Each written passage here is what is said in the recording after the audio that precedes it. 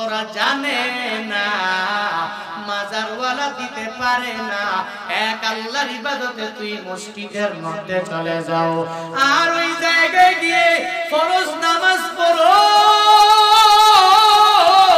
ওই জায়গায় ফরজের পরে আমার মাওলারে যদি দুইটা হাত বাড়াইয়া আল্লাহকে যদি ডাক দাও, আল্লাহ আমার মনের বাসনা সব তুমি পূরণ করে দাও, আল্লাহর কাছে ইবাদতের দোহাই দিয়ে চাইতে দেরি হয়ে যাবে, আমার মাওলাও তোমাকে দিতে দেরি করবে না। আল্লাহ পাক ভরপুর করে দিবে, তবে ইবাদতের লাইনে অগ্রগামী হয়ে যাও। আল্লাহ পাক নবীকে বললেন, নবী আদেশ দিয়া দিলাম, এর আমি আল্লাহ ছাড়া অন্য কারো ইবাদত করবে না। দুনিয়া বিলাইনের সাধারণ একটা উদাহরণ সবাই জানবেন, বুঝবেন। কোম্পানি একটার ম্যানেজিং ডিরেক্টর, সে সবাইকে জানিয়ে দিল, আমার কোম্পানির মধ্যে তোমারে ম্যানেজার বানালাম, আমার কোম্পানির মধ্যে তোমারে সুপারভাইজার বানালাম, আমার কোম্পানিতে এলাকার সব লোকগুলোরে নিযুক্ত করে দিলাম। এই কোম্পানির লোকেরা আমার কোম্পানির প্রোডাক্টের অ্যাডভাইস করবা, অন্য কোন কোম্পানির প্রোডাক্ট তোমরা ফিরেও তাকাবা না, ওই কোম্পানির ব্যাপারে অ্যাডভাইসও তোমরা করবা না। আমি তোমাদেরকে মান্থলি এত টাকা করে বেতন ধার্য করে তোমাদের হাতে দিয়ে দিলাম। এভাবে যখন বলতে লাগলো, তার কথা মেনে এক মাস পর্যন্ত ওই সুপারভাইজার ম্যানেজার অ্যাডভাইস করা শেষ করে দিল। এরপরে একদিন সে চিন্তা ভাবনা করতে লাগলো, এই কোম্পানির আর অ্যাডভাইস করব না, এখন থেকে এই কোম্পানির টাকা নিয়ে অন্য কোম্পানির প্রোডাক্টের অ্যাডভাইস করে দিব, মানুষের সামনে অন্য কোম্পানির মালটাকে আমি প্রমোট করে ফেলবো, কোনো অসুবিধা নাই। এই চিন্তা নিয়ে যদি ম্যানেজার দৌড়ে যায়, তাহলে কি হবে? ওই ম্যানেজিং ডিরেক্টরের মাথা বড় গরম হয়ে যাবে যে এত বড় কোম্পানি আমার, আমি তোমাকে মান্থলি এত বেতন দিয়া দিলাম, কিন্তু তুই আমার টাকা খাইয়া আমার কোম্পানির গুণগান গাও না, আমার কোম্পানিতে বের হয়ে যাও। যেই কোম্পানি তোর আপন আছে, ওই কোম্পানির দিকে তুই দৌড়ে যাও। পাগল পারা হইয়া ওই ম্যানেজারে ওই কোম্পানি থেকে বের করে দিয়ে দিবে। কিন্তু হে সিরাজগঞ্জের মুসলমানেরা, আমার দয়ার মালিক কি পরিমাণ দয়া নিয়ে আমার আল্লাহ তোমারে আসমান দিয়া দিলেন, জমিন দিয়া দিলেন, সব কিছু দিয়া দিলেন। এত কিছু পাওয়ার পরে তুমি এখনো ফজরে যাইতে পারো নাই। বারবার মুয়াজ্জিন তোমারে ডাক দেয়, হে মুসল্লিরা আয় আয়, ওই মসজিদে তোদেরকে ডাকি আয় আয়। এই মুসল্লিদেরকে ডাকে, জোহরের মধ্যে মুসল্লি আয় আয়, ওই মসজিদে আসো। এই মসজিদে তুই নামাজ পড়ে নিজেকে সফল বানায় নাও।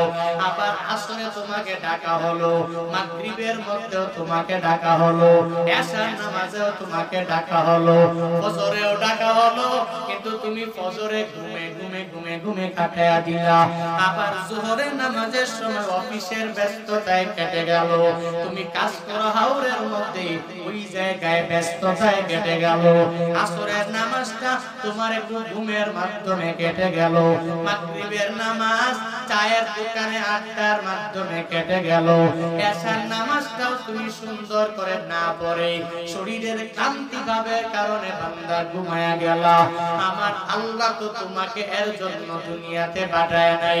আল্লাহ পাক বলেন, গোলামেরা, আমি আল্লাহ তোদেরকে বানাইছি তুই ইবাদত করবি আমি আল্লাহর কমান্ড মেনে তুই দুনিয়ায় চলবি। এই যে এখানেও অনেক যুবকদের উপস্থিতি, যারা মাহফিল শুনতে লাইক করে, বিভিন্ন এলাকায় বক্তাদের মাহফিলে দৌড়া যায়, ওই হুজুর যত বয়ান লাগবে করে, কোনো অসুবিধা নাই, একটু সুন্দর করে করে বয়ান করবেন, মজা লাগে। যত বেশি সুর দিবেন তত মজা লাগবে। 2 ঘন্টা পারলে 5 ঘন্টা বয়ান করবেন।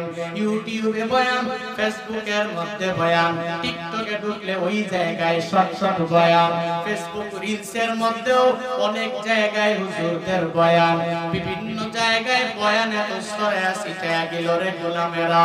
কিন্তু এত ওয়াজ মাহফিল, এত বয়ান, কপাল এত খারাপ, এখনো মসজিদে মুসল্লি দিয়া ভরপুর হয় না, ঠিক কিনা? কি পরিমাণ কপাল তোর পুড়ে গেল রে মুসলমান! ওই মসজিদে গিয়ে গিয়ে তুই কেন এখনো নামাজের মধ্যে যাইতে পারো নাই? এখনো কেন মসজিদ গুলারে ভরপুর বানাইতে পারো নাই? মদিনাওয়ালা নবী বলেছেন, হাসরের ময়দান কায়েম হওয়ার আগে, মানে কিয়ামতের আগে, আমার উম্মতের মধ্যকার মসজিদ গুলা অনেক চাকচিক্যময় হয়ে যাবে। মাসাজিদুহুম আমিরা ওয়া হিয়া খরাবুম মিনাল হুদা। এদের মসজিদ গুলো এত সুন্দর হয়ে যাবে, টাইলস গুলো বড় দামি দামি, মেহরাব হবে অনেক পরিমাণ দামি, এদের মসজিদে ওঠার জন্য সিঁড়ি হবে অনেক দামি, নামার জন্য সিঁড়ি হয়ে যাবে অনেক দামি। মানে মাসাজিদুহুম আমিরা, তাদের মসজিদ গুলো হয়ে যাবে ভারী সুন্দর, কিন্তু ওয়াহিয়া খরাবুম মিনাল হুদা, কিন্তু হেদায়েত থেকে পূর্ণাঙ্গভাবে শূন্য হয়ে যাবে। মসজিদ যদিও সুন্দর, কিন্তু মসজিদের মধ্যে মুসল্লি দেখা যাবে না।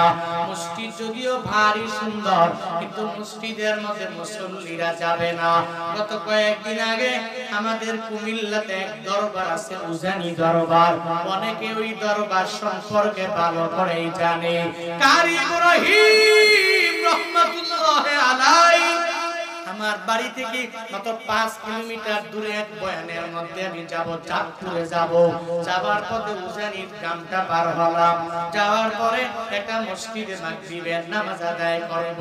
ঢুকেই দেখি ওই মসজিদের মধ্যে ইমাম নামাজ পড়ায়, আর পেছনে মাত্র 3 জন মুসল্লি দাঁড়ানো। আমি অবাক হয়ে গেলাম, এখনো কি মানুষগুলো মুসল্লি হতে পারে নাই?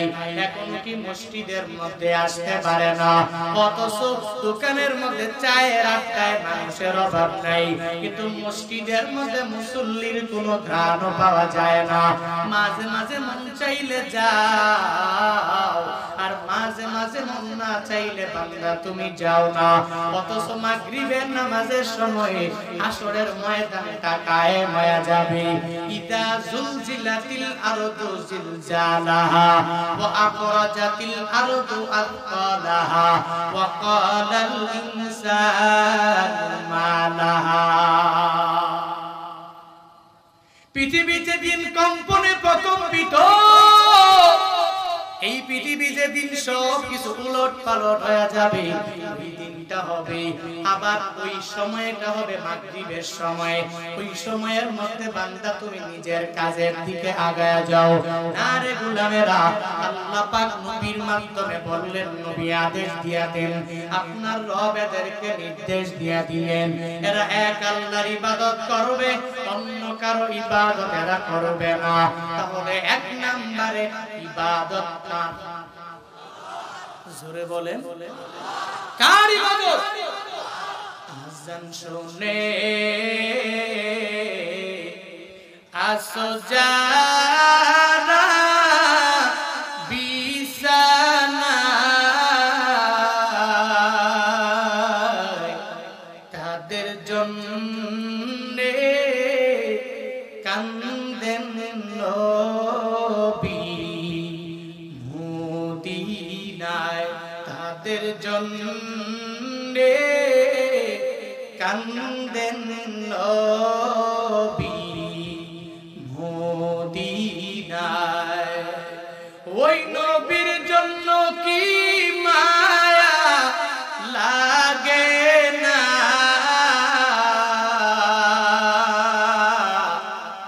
হায়রে উম্মাত নামাজ কেনে পড়ো না, হায়রে উম্মাত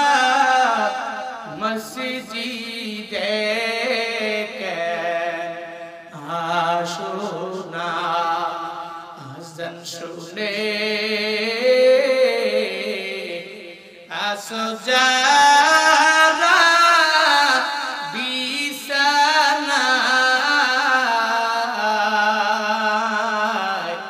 তাদের জন্যে কান্দেন নবী মদিনায় তাদের জন্যে কান্দেন নবী মদিনায়। এক নাম্বার আমার মাওলার ইবাদত করে নাও কার?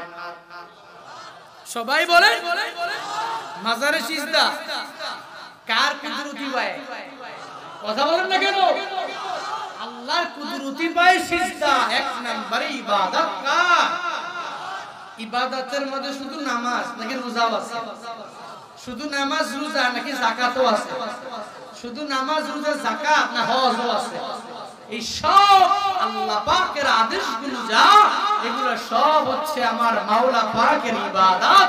আর ইবাদতে যখন বান্দা মশগুল হয়ে যাবে ওই বান্দাই তো খাঁটি একজন মুসলমান।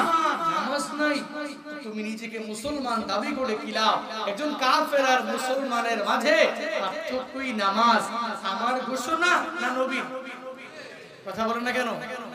তুমি রমজান এলে রাখো না রোজা, দিনকে করো আঘাত, পয়সা করি নেই তো অভাব, দাও না তো যাকাত।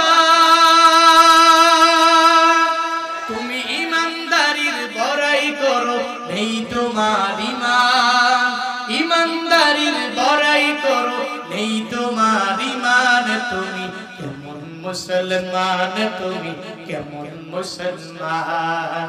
কেমন মুসলমান? তুমি কেমন মুসলমান?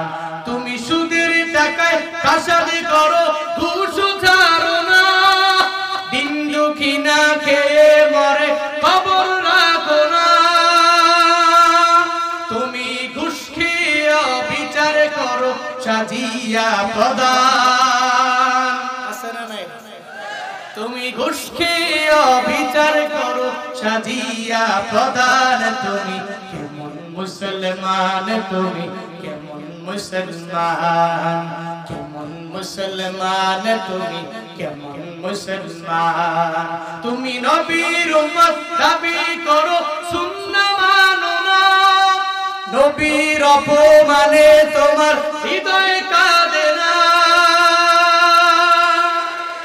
তুমি বিজাতীয় সংস্কৃতিতে সপেছো পরাণ, বিজাতীয় সংস্কৃতিতে সপেছো পরাণ। তুমি কেমন মুসলমান? তুমি কেমন মুসলমান? কেমন মুসলমান? তুমি কেমন মুসলমান? নামাজের সাথে নাই পরিচয়, মানো না কোরআন, নামাজের সাথে নাই পরিচয়, মানো না কোরআন। তুমি কেমন মুসলমান? তুমি কেমন মুসলমান? কেমন মুসলমান? তুমি কেমন মুসলমান? ঠিক কি না? মুসলমান নামাজে তোমার পরিচয়, তুমি মুসলমান, তোমার ইনকামটা সুদ মুক্ত ইনকাম, এটা তোমার পরিচয়। তুমি মুসলমান, তোমার ইনকাম ঘোষ মুক্ত ইনকাম, এটা তোমার পরিচয়। তুমি মুসলমান, তুমি নবীর সুন্নতের উপরে আমলকারী হবা, এটাই তোমার পরিচয়। কিন্তু মুসলমান বাবা মুসলমান, দাদা মুসলমান, এরকম মুসলমান হইলে হবে? কথা বলেন না কেন? কিছু আমল করে পুঁজি বানিয়ে বাস্তব জীবনে আমল করে এরপরে মুসলমান হওয়া লাগবে। আল্লাহ পাক সেই খাঁটি মুসলমান আমাদেরকে বানায়া দেন। আরো জোরে বলেন, ওয়াকাদা রাব্বুকা আল্লা তা'বুদু ইল্লা ইয়্যা। এক নম্বরে নবী আপনি আদেশ দিয়েছেন এরা ইবাদত করবে আমি আল্লাহ, আল্লাহ ছাড়া দুনিয়ার কারো ইবাদত করবে না। এরপরে এরা মা বাবার খেদমত করবে, এটা আল্লাহ পাকের নির্দেশ আল্লাহ জানায়া দিলেন। আল্লাহ পাক বলেন ও নবী আমার আপনি উম্মতের জানায়া দেন এরা এদের মা বাবার সাথে ভালো আচরণ করবে, অন্যায় করবে না। কেন করবে না? কারণ মা বাবা ছোটবেলায় এদেরকে লালন পালন করলো, বৃদ্ধ হয়ে যাওয়ার পরে বাবার সাথে খারাপ আচরণ করা যাবে না। মা বৃদ্ধা হওয়ার পরে ওই মায়ের সাথে কোনো অন্যায় আচরণ করা যাবে না। কিন্তু আমগো কপালটা এমন ভাবে পড়ে গেল, সমাজের মধ্যে আমি বউ পাওয়ার পরে আমার মা বাবার সাথে সম্পর্ক আমার ছিল আগে একরকম, এখন বউ পাওয়ার পরে হয়ে গেল আরেক রকম। আবার কয়েকদিন পরে একটা ছেলে মেয়ে আমার ঘরে চলে আসলো, আল্লাহ মায়া করে করে একটা সন্তান আমারে দিয়ে দিলেন। এরপরে সম্পর্কটা আমার আরো অনেক অন্যরকম হয়ে গেল। এতদিন পর্যন্ত বাবা ছাড়া আমি চলতে পারি না, এতদিন পর্যন্ত মা ছাড়া চলতে পারি না। ইম্মা ইয়াবলুগান্না ইনদাকাল কিবারু আহাদুহুমা আও কিলাহুমা, যেই মা বান্দা আগায় যায়, যেই বান্দাগুলো এই গুণে গুণান্বিত ওই বান্দার মতো চালাক আর কেউ নাই। দুই নম্বরে ওই বান্দা বড় চালাক, ওয়া আমিলা লিমা বাদাল মাউত, মৃত্যু পরবর্তী জীবনের জন্য যেই বান্দা কিছু পুঁজি বানাইলো। এই দুনিয়া ফানিয়া আল আখিরাতু বাকিয়া, দুনিয়াটা ফানা ফানা হয়ে যাবে, ধ্বংস হয়ে যাবে। আখিরাত এমন এক জায়গা যেটার শুরু আছে কোনো শেষ নাই, খালি বাকি থাকবে। যেই বান্দাগুলো এই দুনিয়া বিলাইনের কোনো চিন্তা না করে আখিরাতের লাইনে কিছু পুঁজি বানায়, নবী আমার বলেন তার চাইতে বড় চালাক আসমানের নিচে জমিনের উপরে কেউ না। দুনিয়াতে চালাক ওই ব্যক্তি যে নিজেরে নিজে চিনে আর মৃত্যু পরবর্তী জীবনের জন্য আমল করে। ওই ব্যক্তি চালাক। ঘোষণা কি আমার না নবীর? সবাই বলেন ঘোষণা দিয়েছেন নবীজি। কিন্তু আমরা চালাক কাকে মনে করি? যে আরেকজনের টাকা মাইরা আইনা বড় লোক হইতে পারে। আমরা চালাক কাকে মনে করি? যে অন্যের উপরে জুলুম করতে পারে। আমরা চালাক কাকে মনে করি? যে দুর্নীতি করতে পারে। আমরা চালাক কাকে মনে করি? যে মিথ্যা বলতে পারে। চালাক কাকে মনে করি? যে ওয়াদা করে প্রতিশ্রুতি দিয়ে প্রতিশ্রুতি ভঙ্গ করতে পারে। আমরা এদেরকে চালাক মনে করি। কিন্তু নবীজির ঘোষণা অনুযায়ী চালাক তো ওরা যারা নিজেরে নিজে চিনলো এবং মৃত্যু পরবর্তী জীবনের জন্য আমল করলো। ওই পরিমাণ চালাক হওয়ার লক্ষ্যে আল্লাহর গুণগান গাওয়া লাগবে, প্রশংসা করা লাগবে, আল্লাহ পাকের আদেশগুলো মানা লাগবে, নিষেধ থেকে নিজেকে বিরত থাকা লাগবে। তাহলেই তো নিজে চালাক হতে পারবো। আর চালাক হয়ে আল্লাহকে বন্ধু বানিয়ে, মাওলাকে মাওলা বানিয়ে, গার্ডিয়ান বানিয়ে জান্নাতে যাওয়া যাবে। দুনিয়া বিলাইনের কত বন্ধু আমার আছে, এই বন্ধু তো আমাকে নামাজের দিকে কম নিয়ে যায়, রোজার দিকে কম নিয়ে যায়, আমলের দিকে কম নিয়ে যায়। কিন্তু আল্লাহ রাসূল আর মুমিনে কামেল যারা, এদেরকে যদি বন্ধু বানাই তাহলে দুনিয়াতেও কোনো ভয় নাই। আখিরাতের লাইনে জান্নাতে যাওয়ার জন্য জাহান্নামে যাওয়ার ব্যাপারে কোনো চিন্তাও হবে না। কারণ বন্ধুকে আরো জোরে বলেন, আল্লাহ যার বন্ধু হয়েছে তার কোনো চিন্তা আছে?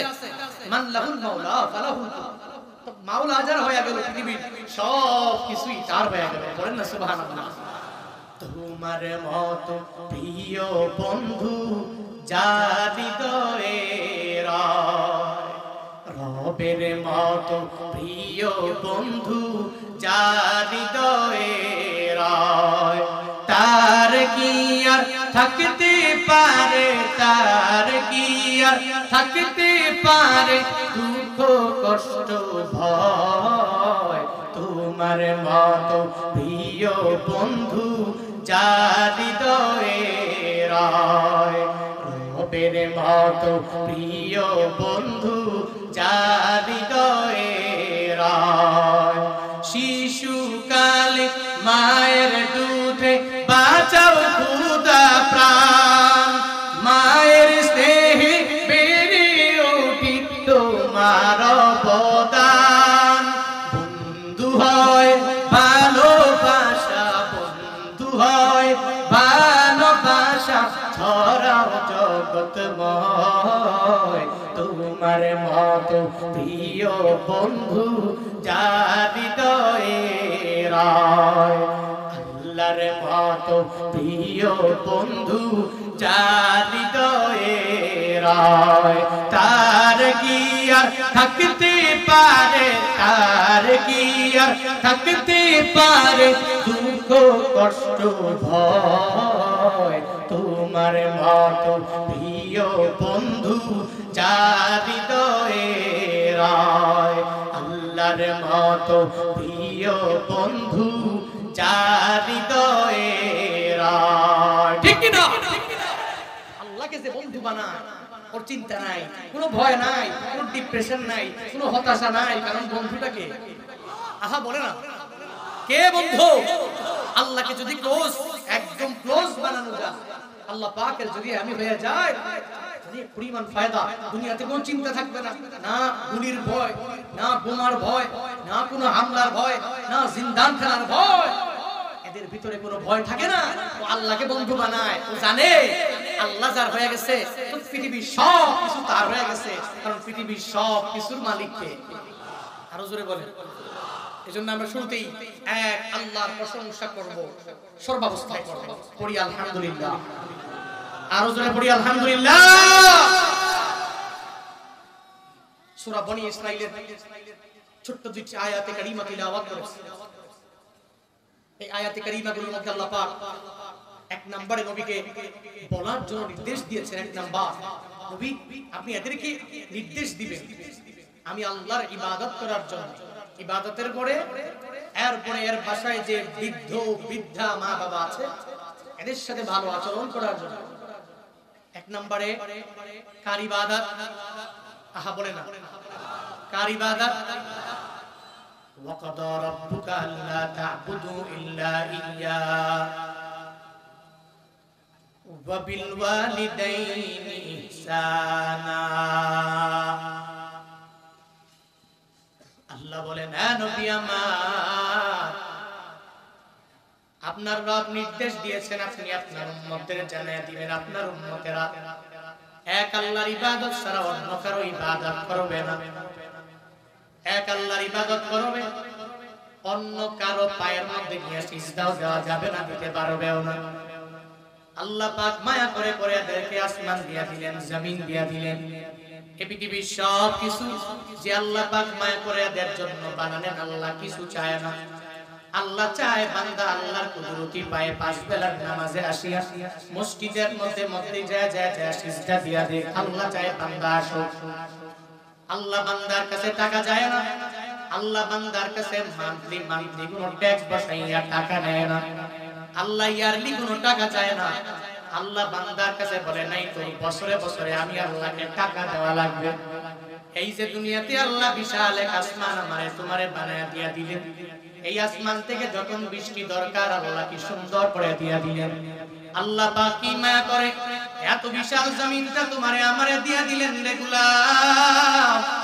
এই বিশাল জমিন সব কিছু আমার আল্লাহ তোমার জন্য আমার জন্য বানাইলেন, বিছানা সব আল্লাহ দিয়া দিলেন তোমারে আমারে, আসমানটা আল্লাহ বানাইলেন তোমারে দিয়া দিলেন আমারে দিয়া দিলেন।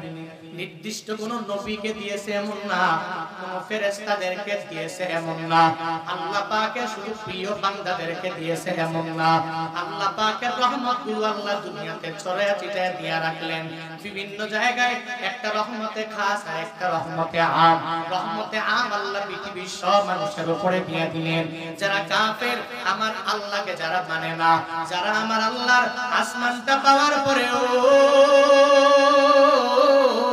আমার আল্লাহর এই বিশাল জমিনটা পাওয়ার পরেও আমার আল্লাহকে যারা মানে না, আল্লাহর গুণগান যারা গায় না, এরপরেও যারা কুফরি করে অস্বীকার করে, যারা কাফের হয়ে যায়, আল্লাহ এদের প্রতিও রহমত নাজিল করে, বলে রহমতে আম। আল্লাহর রহমত ছাড়া দুনিয়াতে কেউ টিকে থাকতে পারবে না, এক সেকেন্ড পর্যন্ত বান্দা টিকে থাকার কোনো ক্ষমতা নাই।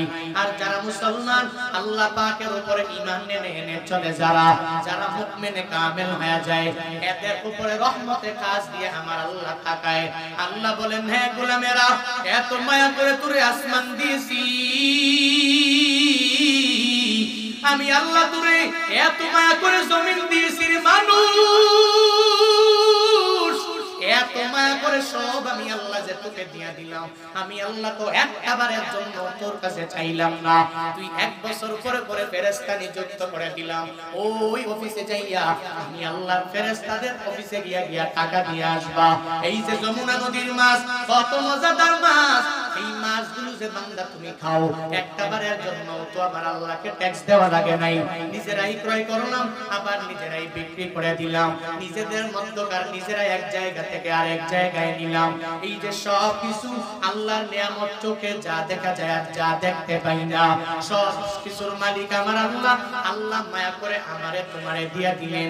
আল্লাহ এর বিনিময়ে কিছু চায় না, আল্লাহ চায় বান্দা তুই দৌড়াইয়া আয়। কিন্তু কপাল পোড়া মুসলমান আমার আল্লাহকে বাদ দিয়ে আবার মাঝে মাঝে মাজারে গিয়া সিজদা দেয়।